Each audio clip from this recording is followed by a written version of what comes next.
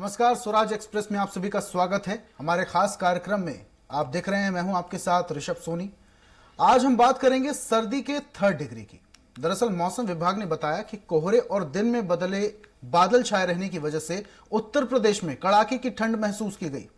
IMD के अनुसार अगले 3 दिनों तक उत्तर पश्चिम भारत में शीतलहर जारी रहेगी। पहले देखिए हमारी एक रिपोर्ट। भारतीय मौसम विज्ञान विभाग ने अगले 4 से 5 दिनों तक उत्तर पश्चिम भारत में घना कोहरा और कड़ाके की सर्दी पड़ने की संभावना जताई है। मौसम विभाग ने बताया है कि कोहरे और दिन में बादल छाए रहने की वजह से पंजाब के अधिकांश हिस्सों, हरियाणा, चंडीगढ़, उत्तर प्रदेश और बिहार के कुछ हिस्सों में ठिठुरन महसूस की गई। IMD के अनुमान के मुताबिक अगले 3 दिनों तक उत्तर पश्चिम भारत में शीतलहर जारी रहेगी। इसके बाद ही लोगों को कुछ राहत मिलेगी। IMD ने चेतावनी दी है कि खराब मौसम के कारण वाहन चालकों को परेशानी हो सकती है। साथ ही वाहनों के बीच में टक्कर की संभावना, ट्रेनों के परिचालन में देरी और उड़ानों के रद्द होने की चेतावनी दी है। मौसम विभाग का कहना है कि दमा के मरीजों को सांस की तकलीफ, खांसी और आंखों में जलन और संक्रमण की समस्याएं हो सकती हैं। मौसम विभाग के मुताबिक बुधवार से न्यूनतम तापमान में गिरावट होगी। 6 जनवरी तक तापमान 4 डिग्री तक पहुंचने की संभावना है। मौसम विभाग की माने तो अगले सप्ताह तक दिल्ली सहित NCR क्षेत्र में घना कोहरा छाए रहने के अनुमान है। वहीं विभाग ने 7 जनवरी तक शीतलहर चलने और सर्द दिन रहने का येलो अलर्ट जारी किया है। Bureau report, Swaraj express.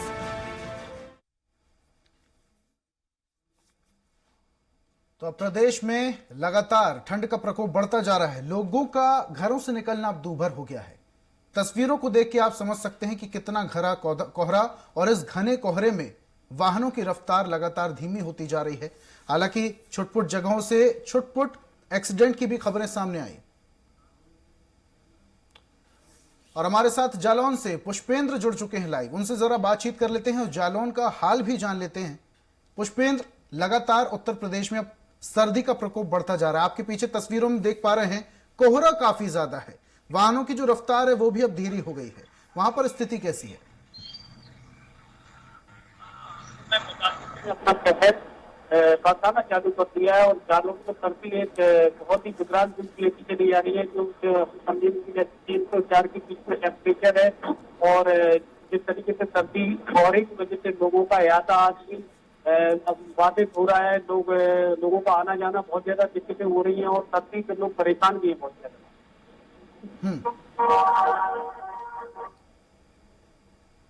Pushpendra, इसके अलावा ये भी जरा बताइए, सरकार की तरफ से रैन बसेरे की भी सुविधा की बात की गई है और अलाव की भी बात की गई है कि जगह जगह अलाव जलाए जाएंगे, ठंडी से लोगों को राहत दी जाएगी, कंबल बांटने की भी व्यवस्था की गई है।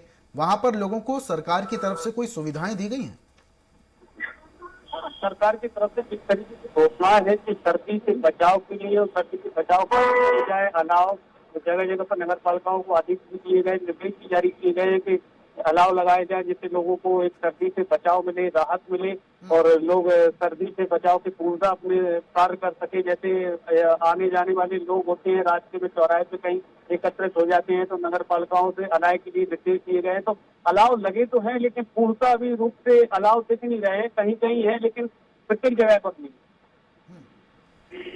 पुष्पेंद्र, रैन बसेरों की क्या स्थिति है? सरकार की तरफ से ये भी कहा गया था कि फंड रिलीज किया गया है और जो रैन बसेरे हैं उसके अलावा भी बहुत सारे ऐसे अस्थायी रैन बसेरे बनाए गए हैं। जो सरकार की तरफ से स्थायी रैन बसेरे थे उनको तो रेनोवेट किया ही गया, इसके अलावा अस्थायी रैन बसेरे भी बनाए गए थे जहां पर लोग वहां पर रुक सके, जिनके पास पैसे की कमी है, जो गरीब लोग हैं, जो होटलों में और रेस्टोरेंट में नहीं रुक सकते हैं, वो रैन बसेरे में रुक सकते हैं। हाँ, मैं आपको बता दूं किस तरीके से मैं जालौन नगर पालिका के सेंटर चौराहे पर खड़ा हूँ। तो जिस जगह में मौजूद हूँ तो यहाँ पर जो स्थायी रैन बसेरे सरकार की तरफ से है वो तो है, लेकिन अस्थायी रूप से जो रोडों पे बनाए जाते हैं, जो जिस तरीके से आने जाने वाले लोग कहीं से फंस जाते हैं तो जिनके पास कॉस्टली व्यवस्था नहीं होती है कि वो रेस्टोरेंट या होटल में रुक सके और अपनी रात गुजार सके, तो उनके लिए जो रैन बसेरे होने चाहिए वो उस तरीके के रैन बसेरे अभी नहीं है। पुष्पेंद्र, आपके साथ कोई जुड़े भी हैं, जरा उनसे भी बातचीत कीजिए। ठंडी के इस सितम में किस तरीके से जनजीवन उनका अस्त व्यस्त हुआ है? हाँ, मैं भैया, क्या नाम है आपका? आलोक। तो सर्दी जिस तरीके से अपना पैटर्न कह रही है, कहर है कोहरे का, तो आप क्या कहेंगे इस कोहरे के बारे में? कितनी क्या सर्दी से नुकसान है? नहीं, सर्दी तो बहुत है, बहुत ज्यादा है, लेकिन यहाँ नगर पालिका की ओर से कोई व्यवस्था नहीं है। यहाँ पर आग की होनी चाहिए थी व्यवस्था, वो है नहीं यहाँ पर। आदमी बहुत ही ज्यादा हैरान है। अच्छा, मैं देख रहा हूँ जैसे यहाँ पर जो पुलिस वाले की ड्यूटी कर रहे हैं, ड्यूटी दे रहे हैं, तो इनके लिए भी कोई व्यवस्था नहीं? कोई व्यवस्था नहीं है इनके लिए भी कोई नहीं है। देखने वाला, सुनने वाला कोई नहीं है। हाँ सर, इनका कहना है कि जिस तरीके से इन्होंने बताया है, जो यहाँ के निवासी हैं, रहने वाले हैं, आलोक गुर्जर, उन्होंने कहा है कि अलाव और जो रैन बसेरों की व्यवस्था होना चाहिए बाहरी लोगों के लिए। जो लोग आते हैं यहाँ से, गुजरते हैं, निकलते हैं, और जो बीच में बाधित हो जाते हैं, फंस जाते हैं अपनी जगह और ठिकाने तक, सर्दी में नहीं पहुंचते हैं, तो उनके लिए सरकार के द्वारा जो योजनाएं और स्थायी रूप से, अस्थायी रूप से रैन बसेरों की व्यवस्था होना चाहिए, नगर पालिका की तरफ से अलाव होना चाहिए। तो यहाँ के लोगों का ये कहना है कि जिस तरीके से पुलिस वाले भैया खड़े हैं, तो इनके पास भी कोई अलाव या लकड़ी का ईंधन की कोई व्यवस्था नहीं है। तो पुष्पेंद्र, ये मैं माना जा सकता है कि एक जो बार सरकार की तरफ से और नगर प्रशासन की तरफ से दावे किए जा रहे थे कि ठंडी को लेकर पूरी तैयारियां कर ली गई हैं, अगर ठंडी का प्रकोप और ज्यादा बढ़ता है तो उससे निपटने के लिए भी तैयारियां की गई। जरा उनसे बातचीत कीजिए, पुलिस कर्मचारियों से भी बातचीत कीजिए, क्या स्थिति है ठंड को लेकर? हाँ, मैं आपको बता दूं, मेरे साथ जो पुलिसकर्मी यहाँ पर जो रात्रि के समय ड्यूटी देते हैं, यहाँ पे मौजूद रहते हैं, तो मैं उनसे बात करना चाहता हूँ। मैं आपसे कह रहा हूँ कि आप लोग जो यहाँ पे ड्यूटी दे रहे हो, तो यहाँ पे सर्दी के बचाव के लिए क्या क्या व्यवस्थाएं हैं नगर पालिका प्रशासन? तो समझ में नहीं आ रही। आप लोग जैसे रात्रि में यहाँ ड्यूटी देते हो, तो लकड़ी के अलाव वगैरह नहीं लगाए गए? कहीं कहीं गलती है, यहाँ पे फिलहाल नहीं लगा। नहीं, मैं आपकी बात कर रहा हूँ। आप यहाँ पे कितने समय तक रहते हो? 1 घंटा 1.5 घंटे का हमारा पॉइंट होता है और नीचे रुकते हैं। तो उसके बाद दूसरा कोई आता होगा, तो उसके लिए व्यवस्था रहती है रात में अलाव या लकड़ी की? तो मेरे को तो नहीं मालूम है कि नहीं है। अभी इतने दिनों से आप यहाँ पे ड्यूटी दे रहे हो, तो इस पॉइंट में कोई व्यवस्था की गई है? यहाँ से कोई व्यवस्था। इनका ये कहना है सर, क्या नाम है आपका? अरविंद गौर। इनका ये बिल्कुल कहना है कि पुष्पेंद्र, हम जैसे लोग कि पुलिस कर्मियों के लिए भी कोई व्यवस्था नहीं की गई है अलाव की, और वहां पर स्थानीय लोग भी जुड़े थे, उनका भी कहना है कि किसी भी तरीके की प्रशासन की तरफ से कोई सुविधा नहीं दी गई है। तो जमीनी हकीकत कुछ और कहती। पुष्पेंद्र, बने रहिए, आपसे और भी जानकारी लेंगे। हमीरपुर से हमारे सहयोगी धर्मेंद्र जुड़ गए हैं, उनसे भी बातचीत कर लेते हैं। धर्मेंद्र, ठंडी का प्रकोप लगातार बढ़ता जा रहा है। उत्तर प्रदेश में जो सक्रियता, जो शीतलहर, जो कोहरे का प्रकोप देखने को मिल रहा है, ऐसे में जो आम जनजीवन है पूरी तरीके से अस्त व्यस्त हो रहा है, वहां पर क्या स्थिति है? जी, आपको मैं बताना चाहूंगा, इस समय मैं खड़ा हूँ हमीरपुर मुख्यालय सदर में, जहाँ पर सर्दी को लेकर कोहरा है जो इस समय इतना पड़ रहा है। सर्दी को लेकर जो लोग हैं कपड़े पहन के निकल रहे हैं, इतना काम होता है उतना निकलता। अभी 8 बजे हुए हैं, लेकिन जो सड़कों पर है सन्नाटा पसरा हुआ है। इस समय हम जहाँ पर है, ये हमारे हमीरपुर का रैन बसेरा है। यहाँ पर कोहरे को लेकर अलाव में लोग आगी ताप रहे हैं। हम उनसे भी बात करेंगे कि वो ठंड में कैसे अपना वो कर रहे हैं बचाओ। आप यहाँ पर जो आ गए, आपको लेकर कैसे अपना वो कर रहे हैं बचाओ ठंड को लेकर? ऐसा जो अलाव हो जाता है, जैसे ये समस्या था, हम आगे से भी आता है व्यक्ति, तो यहाँ से रहता है, पूरा बचाव रहता है। और हमारे रैन बसेरे में है जो भी समस्या है, जो भी आना चाहता है, हमारा नंबर भी लिखा हुआ है 122। रात में किसी टाइम में फोन कर सकते हैं, हम आपके फोन कॉल रिसीव कर सकते हैं और हम रैन बसेरे में आपकी एंट्री कर सकते हैं। जी, मैं आपसे और बात करूंगा। यहाँ पर हमारे साथ और भी लोग हैं, यहाँ के बासिंदे हैं जो यहाँ पर हाथ ताप रहे हैं, और भी लोग हैं तो यहाँ पर मैं उनसे बात करूंगा कि जो सर्दी को लेकर है कैसे इंतजाम है यहाँ पर, जिला प्रशासन को कैसे अपने आप यहाँ बचाव कर रहे हैं। आप यहाँ पर सर्दी को लेकर कैसे अपने आप को कर रहे हैं बचाव? यही बचाव है, आग ताप रहे हैं, चाय आए का सहारा है। और प्रशासन ने यहाँ पर और क्या इंतजाम कर रखे हैं? शासन ने आग जलवाई है जगह जगह चौराहों में, और रैन बसेरा में रुकने की व्यवस्था कराई है। जो बाहर के यात्री आएंगे उनके लिए रुकने की व्यवस्था है, प्रशासन की काफी अच्छी व्यवस्था है। साफ तौर पे यहाँ के जो लोग हैं, यहाँ के जो बासिंदे हैं, उनका साफ तौर पर कहना है कि यहाँ का जो जिला प्रशासन है उन्होंने पूरी तरीके से इंतजामात है, जो अलाव है, जो सर्द से बचाव का कार्य करते हैं, उन्होंने अलाव की तो व्यवस्था हो गई। धर्मेंद्र, अगर संभव हो तो रैन बसेरे के अंदर जाके वहां का भी मुआयना कीजिए, वहां की भी तस्वीरें दर्शकों को दिखाइए कि आखिर सरकार ने किस तरीके से रैन बसेरे को रेनोवेट किया है, लोगों के लिए क्या क्या सुविधाएं मुहैया कराई इस ठंड में। जी, मैं आपसे बात करूंगा, ये जो हमीरपुर का है, ये जो रैन बसेरा आप यहाँ पर साफ तौर पर देख सकते हैं, यहाँ पर कोई भी आदमी नहीं है, लेकिन यहाँ पर पूरा इंतजाम किए गए हैं। आप ये देख सकते हैं, कंबल भी है, तकिया भी है, रजाई भी है, और यहाँ पर आग से तापने के लिए जो गर्मी है उससे बचने के लिए यहाँ पर हीटर भी लगाया गया, और कहीं ना कहीं कोविड को देखते हुए यहाँ पर मास्क भी है और सैनिटाइजर वगैरह पूरा इंतजाम किए गए हैं। जो यहाँ पर आप देख सकते हैं, करीब यहाँ पर 12-13 बेड है, जो कि यहाँ पर 8 बजे के बाद यहाँ लोग आते हैं, यहाँ रुकते हैं, और उनका यहाँ पर पूरी तरीके से जो जिला प्रशासन है उन्होंने सर्दी को लेकर ख्याल रखते हुए यहाँ पर पूरा इंतजाम किया हुआ है। और भी एक कमरा में यहाँ दिखाऊं, यहाँ भी देखिए ऑफिसर, यहाँ देखिए 2 बेड लगे हुए हैं, ये कंबल, रजाई और गद्दे भी लगा रखते हैं। यहाँ जो जिला प्रशासन है पूरी तरीके से सर्दी को लेकर अलर्ट आ रहा है, जो जिला प्रशासन है पूरी तरीके से सर्दी में अलर्ट है। तो कहीं ना कहीं ये जिला प्रशासन है जो सर्दी को लेकर हमें। ठीक है धर्मेंद्र, दर्शकों ने देखा, हमने भी तस्वीरें देखी, बहुत अच्छी व्यवस्थाएं की गई यहाँ पर, गद्दे तकिए से लेके रजाई से लेके सारी व्यवस्थाएं की गई। वहां पर जो भी रखरखाव कर रहे हैं, जो मेंटेनर हैं, जरा उनसे भी बातचीत कीजिएगा, जानिएगा इसका शुल्क, यहाँ पर अगर कोई व्यक्ति, नॉर्मल व्यक्ति रुकता है तो क्या उससे कोई शुल्क वसूला जाता है। आप बातचीत कीजिए। आपके पास वापस से आऊंगा धर्मेंद्र। प्रतापगढ़ से हमारे सहयोगी जुड़ चुके हैं दीपेंद्र, उनसे बातचीत कर लेते हैं। प्रतापगढ़ का क्या हाल है दीपेंद्र? कड़कड़ाती ठंडी में जगह जगह रैन बसेरे को रेनोवेट किया गया है, सरकार की तरफ से अलाव की व्यवस्था की जा रही है, लेकिन कुछ जगहों पर स्थितियां सामान्य नहीं है। प्रतापगढ़ की क्या स्थिति है? प्रतापगढ़ में बताना चाहते हैं कि प्रतापगढ़ में कड़ा ठंड पड़ रही है, लगातार 4 दिन से ठंड पड़ रही है और कोहरा घना छाया रहता है, जिससे लोग बहुत कम घर से निकल रहे हैं, जिनको बहुत जरूरी काम है वही निकल रहे हैं। और यहाँ पर जो है ठंड से निपटने के लिए लोग, जहाँ पर दुकान पहले 8 बजे तक खोले रहते थे, 9-10 बजे दुकान खोले रहते थे, आज वही दुकान 6 बजे बंद करके अपने शाम को घर को चले जाते हैं। और रही बात अलाव की बात करने किया जाए तो यहाँ पर अलाव तो नहीं जलाया गया है और यहाँ रैन बसेरा बनाया गया है लोगों आने जाने के लिए, लेकिन रैन बसेरे में जो है व्यवस्था ठीक नहीं दिखती है।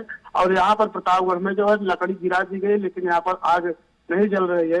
मैं दिखाएंगे, एक पिछावर का चौराहा है जो प्रतापगढ़ का चौराहा मान के लिए मेन चौराहा है और 4 जनपदों को जोड़ता है।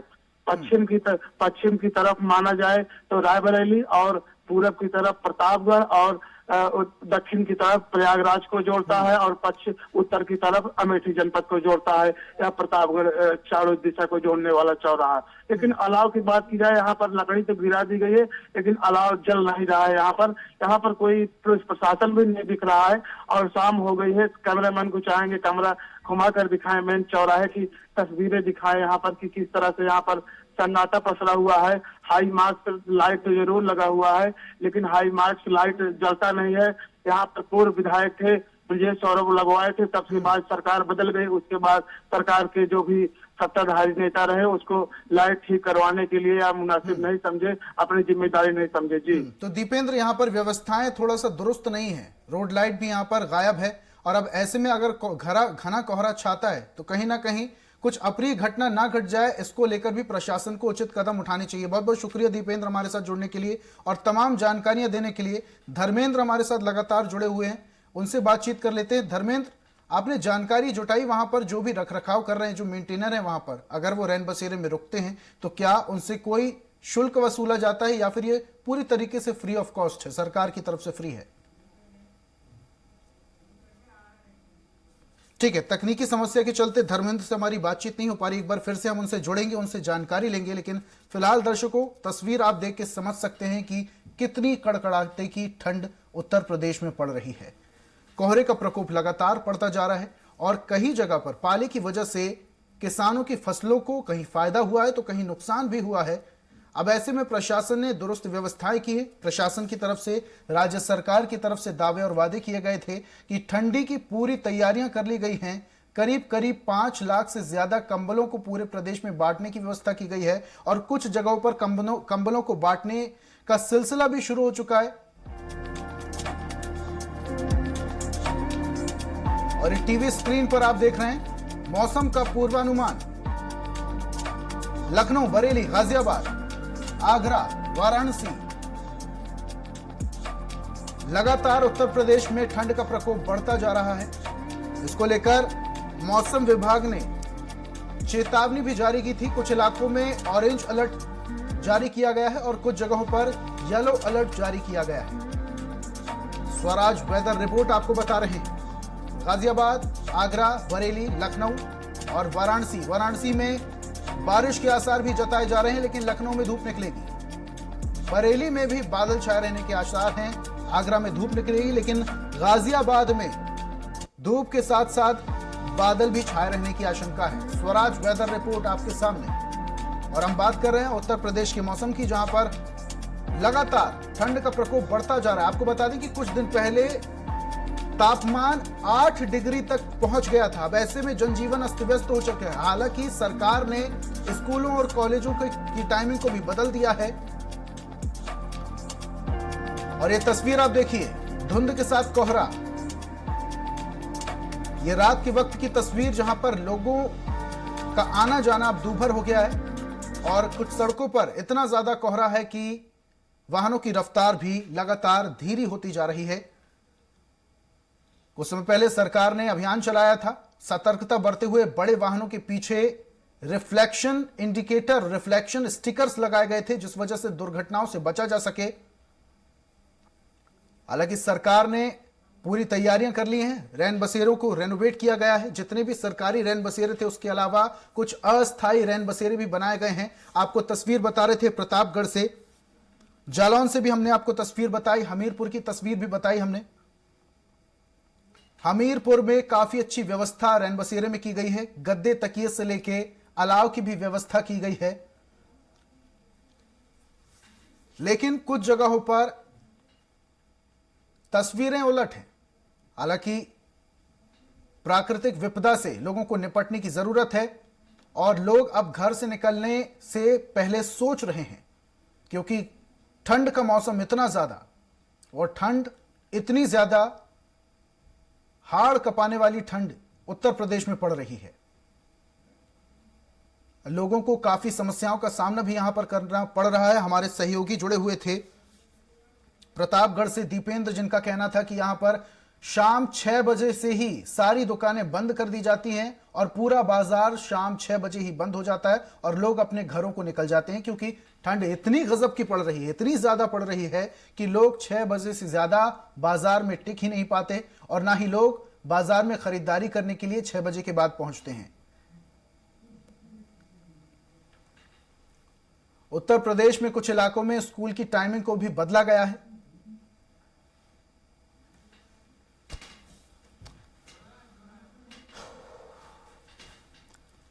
उत्तर प्रदेश के अलग अलग इलाकों से हमारे सहयोगी जुड़ेंगे, तमाम जानकारियां आप तक पहुंचाएंगे। लेकिन फिलहाल ये तस्वीर आप देखिए, जहां पर घना कोहरा और कोहरे की वजह से लगातार वाहनों की रफ्तार धीमी होती जा रही है।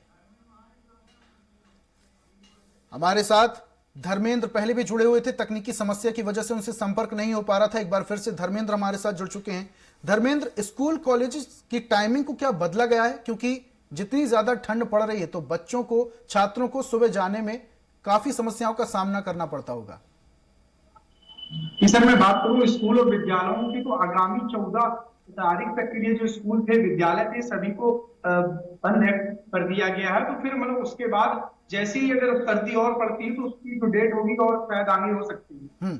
ठीक है धर्मेंद्र, जरा ये भी जानकारी दीजिए। आपसे सवाल भी मैंने किया था, वहां के जो संचालक हैं, जो रखरखाव करते हैं, मेंटेनर हैं, तो क्या वो कुछ शुल्क वसूलते हैं लोगों से? ये भी जानकारी दीजिए ताकि ये मैसेज जन जन तक पहुंचे और जो समर्थ नहीं है वो कम से कम रैन बसेरे में रात गुजार सकें। जी, मतलब हमारे साथ यहाँ के जो कार्यकर्ता है, यहाँ जो काम करते हैं, मैं उनसे भी बात करता हूँ। यहाँ पर जो यात्री यहाँ रुकते हैं, तो क्या उनसे कोई शुल्क ली जाती है या ये निःशुल्क रहता है? नहीं सर, निःशुल्क है। तो कोई पैसा चार्ज नहीं होता इनका, निःशुल्क है। और जो भी व्यक्ति आ जाता है हमारे पास तो पैसा भी देते तो हम इनकार करते थे, नहीं निःशुल्क है यार, आप लेटिए, आराम करिए और जहाँ जाना है और सुबह होते हुए आप 7 बजे 8 बजे जो भी जाना है आप आराम से चले जाइए। जी, हमारे साथ यहाँ के कर्मचारी थे, इनका कहना है कि ये जो सुविधाएं होती हैं, व्यवस्थाएं होती हैं, पूरी तरीके से निःशुल्क होती है और मतलब इनका कोई भी चार्ज नहीं लिया जाता है। जी, ठीक है धर्मेंद्र, बने रहिए हमारे साथ, आपसे और भी जानकारी लेंगे। औरैया से हमारे सहयोगी अमित जुड़ चुके हैं, उनसे बातचीत कर लेते हैं। अमित, औरैया में भी गजब की ठंड पड़ रही है, यहाँ पर भी वाहनों की रफ्तार धीरी हो चुकी है, और क्या क्या वहां पर प्रशासन की तरफ से चीजों को बनाया गया है? क्योंकि अलाव की व्यवस्था, ऐसा दावा किया जा रहा था सरकार की तरफ से कि जगह जगह अलाव की व्यवस्था की जाएगी, स्थायी के अलावा अस्थायी रैन बसेरे भी बनाए जाएंगे, तो क्या ऐसी कुछ व्यवस्थाएं औरैया में राज्य सरकार या प्रशासन की तरफ से की गई है? जी सर, मैं बिल्कुल बताना चाहूंगा। जनपद औरैया में रैन बसेरा की व्यवस्था जो की गई है वो जिलाधिकारी महोदय के द्वारा जगह ब जगह पॉइंट टू पॉइंट रैन बसेरों की व्यवस्था की गई सर्दी के समय। ठीक है अमित, इसके अलावा ये भी जानकारी दीजिए, वहां पर जो स्कूली बच्चे हैं, तो क्या स्कूल की टाइमिंग को भी चेंज कर दिया गया है या फिर कुछ समय के लिए स्कूल बंद है? जी मैं बिल्कुल बताना चाहूंगा, जनपद औरैया में जिलाधिकारी महोदय द्वारा आदेश दिए गए हैं कि कक्षा 1 से लेकर 8वीं तक के बच्चे 14 जनवरी तक अवकाश घोषित कर दिया गया है, और 8वीं से 12 तक के लिए 7 जनवरी तक अवकाश घोषित कर दिया गया है।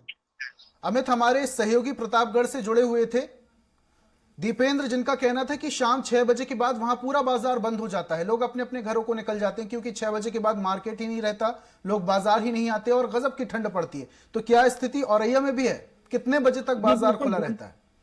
बिल्कुल मैं बताना चाहूंगा, शाम को 6 बजे के बाद बाजार मार्केट पूरी तरह से बंद हो जाता है सर्दी की वजह से।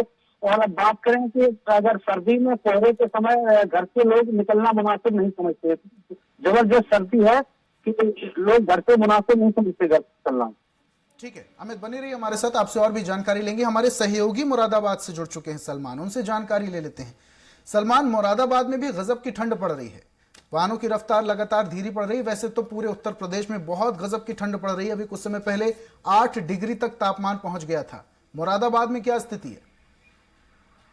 जी बिल्कुल, मैं आपको बता दूं, मुरादाबाद में आज तापमान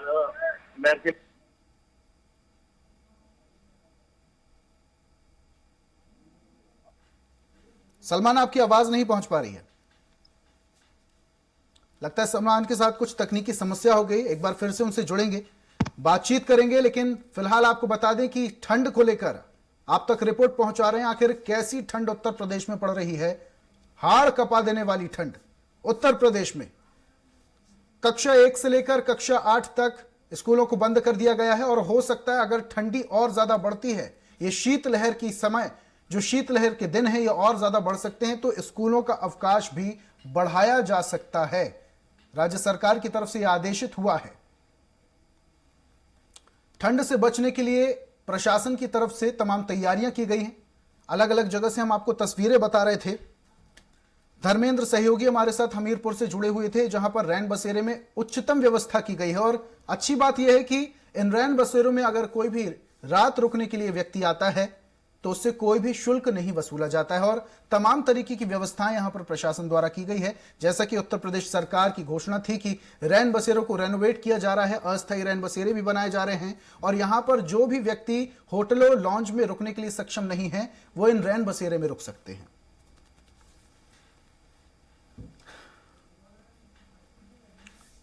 मौसम की मार, सर्दी ने किया बेहाल। तस्वीर आप देखिए, तस्वीर देख के समझ में आ रहा है कितनी भयानक की धुंध है और कितना गजब का कोहरा। अब ऐसे में लोगों को अपनी रफ्तार पर कंट्रोल करने की जरूरत जरूर पड़ेगी। यातायात प्रशासन द्वारा अभी कुछ वक्त पहले बड़े बड़े वाहनों के पीछे रिफ्लेक्टिव स्टिकर्स लगाए गए थे ताकि कोई भी दुर्घटना ना हो सके। हमारे सहयोगी वापस से सलमान जुड़ चुके हैं मुरादाबाद से। सलमान, क्या स्थिति वहां पर ठंड को लेकर?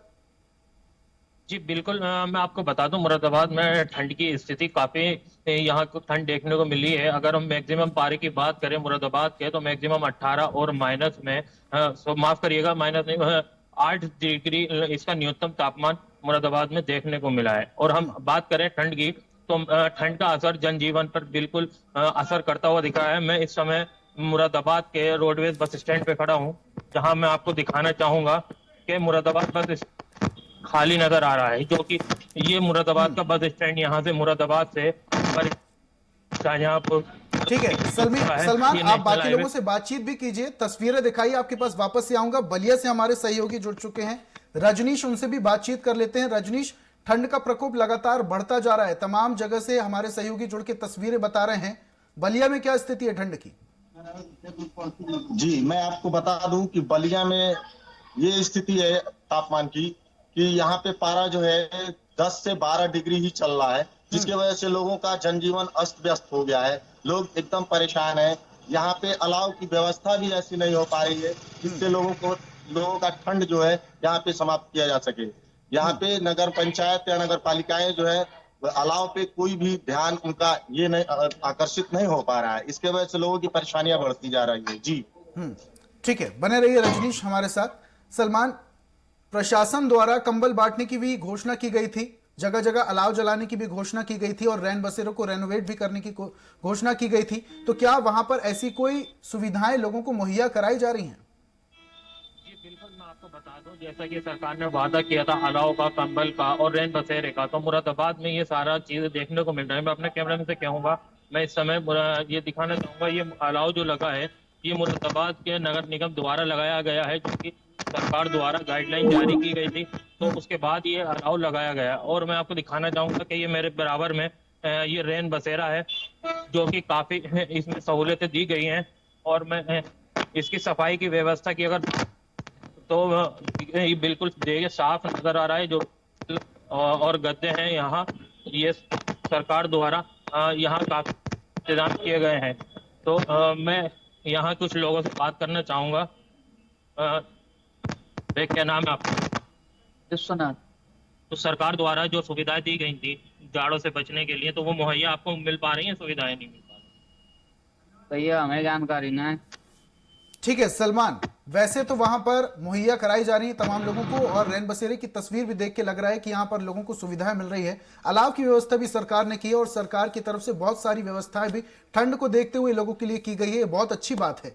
तमाम सहयोगियों का हमारे साथ जुड़ने के लिए बहुत बहुत शुक्रिया, तस्वीरें दिखाने के लिए बहुत बहुत शुक्रिया और जानकारियां साझा करने के लिए भी बहुत बहुत शुक्रिया। और हम आपको बता रहे थे कि उत्तर प्रदेश में अलग अलग जगहों पर किस तरीके से प्रशासन द्वारा लोगों को सुविधा मुहैया कराई जा रही है, क्योंकि ठंड का प्रकोप लगातार प्रचंड होता जा रहा है। अब लोगों को सतर्क रहने की भी जरूरत है। अब देखने वाली बात यह है कि सरकार की तरफ से इस ठंड को लेकर और क्या क्या सुविधाएं लोगों को दी जाती हैं। किसी मुद्दे पर एक बार फिर से आपसे मुलाकात करेंगे कल इसी वक्त। तब तक आप देखते रहिए स्वराज एक्सप्रेस। नमस्कार।